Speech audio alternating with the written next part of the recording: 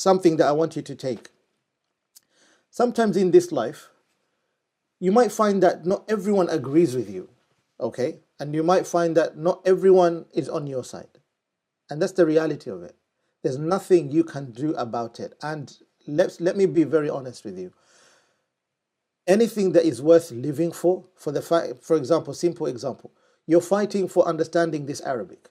You're sacrificing your time. Your family wants you to go out with them. Sometimes maybe they are pushing you to the borderline, basically, to a position where you know, no, this is literally stepping over the boundaries of what should be more important to me at the moment.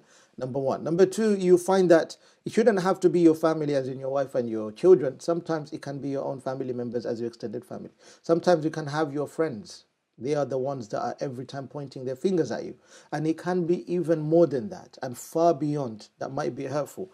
But even if the entire world will literally negate and at the same time neglect you, it does not matter as long as you are standing on the right path. ورسول الله صلى الله عليه وسلم يعلمنا ذلك هنا كما قال ورقة بن نوفل. Waraqat ibn Nawfal is exactly what he told Rasulullah sallallahu alaihi wasallam, that this is what's going to happen. You're going to face a lot of backlash and a lot of attacks.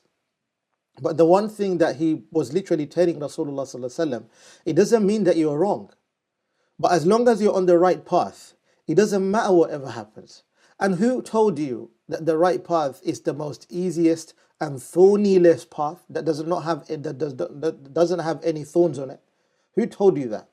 Actually, the path that literally is worthwhile, which many don't want to take, is the most thorniest and the most hurtful and the most damaging of all paths.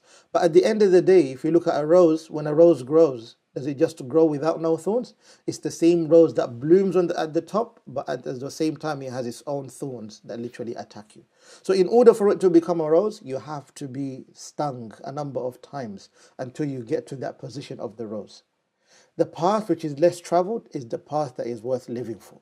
And it's the shortcut to the best of this world. And you got to understand this.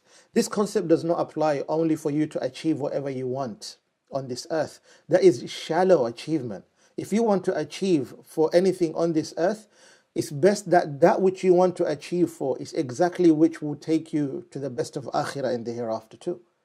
Think about it. That is what you must be looking for and trying to work for. That is a long-term vision.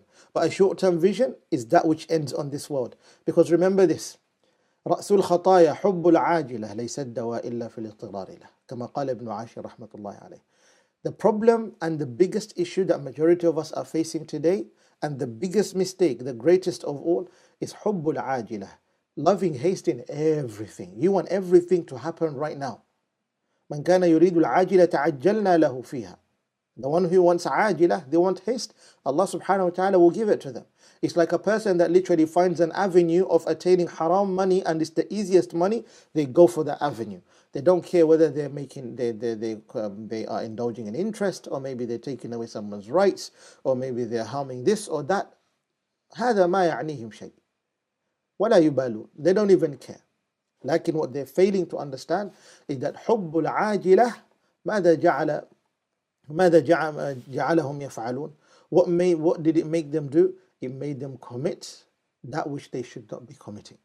Bear that in mind. So this is a lesson that I want you to take as well and apply it in your Arabic.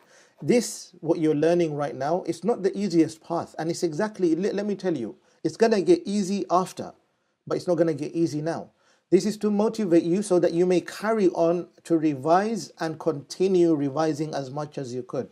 If a concept does not make sense today, go through it.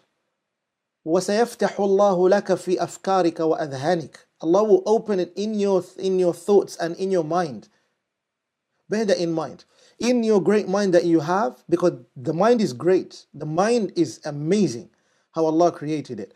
But sometimes a concept might not settle properly in the mind until you constantly revise it again and again and again.